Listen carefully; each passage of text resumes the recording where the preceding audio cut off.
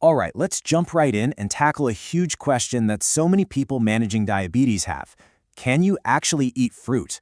You know, there's a lot of fear around this topic, but today we're going to get to the sweet truth. Now, I'm sure you've heard this one, right? Maybe a friend, a family member, someone told you that because fruit has sugar, it's totally off limits if you have diabetes. And you know what? On the surface, it kind of seems to make sense.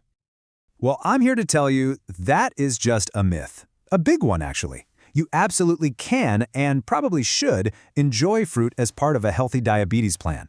You don't have to give up this entire food group, and we're about to show you exactly why. Okay, so just because fruit isn't forbidden, that doesn't mean it's a total free-for-all. There are some really important guidelines to follow to enjoy it safely.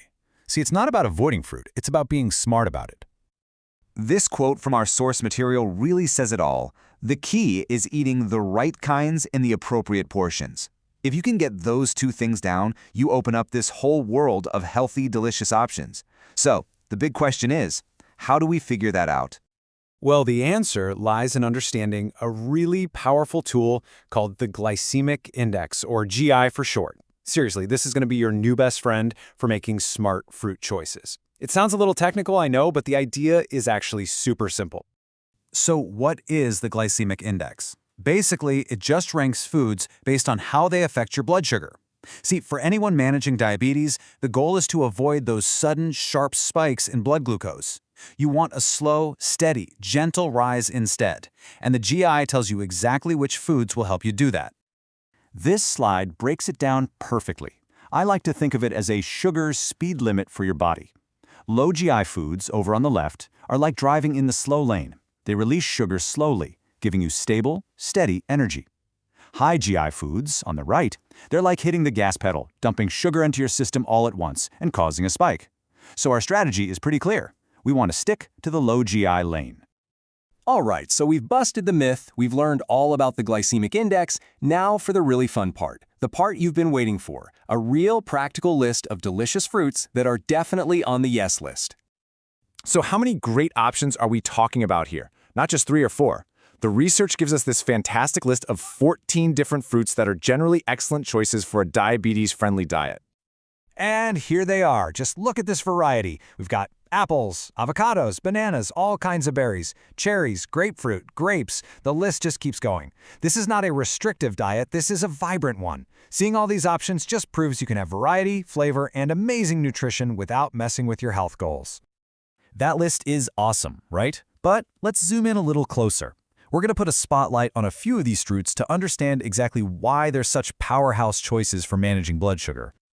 First up, berries. Blueberries, strawberries, you name it, these are absolute nutritional superstars. They are packed with antioxidants and fiber, and that fiber is so important. Why? Because it acts like a brake, slowing down how quickly your body absorbs the fruit sugar. This is what helps prevent those blood sugar spikes and improves insulin sensitivity. And look at that serving size. That's a pretty generous amount. Next, let's talk about guava. Now, this one is a real game changer. The source material points out that guava has an extremely low glycemic index, somewhere between 12 and 24. For a fruit, that is incredibly low, making it one of the absolute best choices for keeping your blood sugar stable. Plus, it's loaded with fiber and vitamin C. And of course, you can't forget the classic apple. So easy to find and so good for you. You know, an apple a day isn't just a saying. They are another amazing source of dietary fiber, which, as we now know, is your secret weapon for slowing down sugar release. It helps you feel full and manage your blood glucose, all while being a delicious, low GI choice. Okay, wow, we have covered a lot of ground. We've learned about the GI, we've seen the list of great fruits, and we've put a spotlight on some real superstars. Now let's bring it all together into a simple, actionable set of rules to help you remember everything. Think of this slide as your handy little cheat sheet. On the do side, always aim for low GI, high fiber fruits, and pay super close attention to your portions, and stay hydrated. Now on the don't side, here's a crucial tip from the source. Avoid overripe fruit. As a fruit gets more ripe, its sugar content goes up, and so does its GI. And of course, never forget that portion size is just as important as the type of fruit you choose. So, there you have it. Fruit is not the enemy. It's a source of vital nutrients that can and absolutely should be part of your diet. Now that you're armed with the knowledge of the glycemic index and portion control, you have the power to make smart, healthy, and delicious choices. So the question isn't if you can eat fruit, but which one are you going to enjoy first?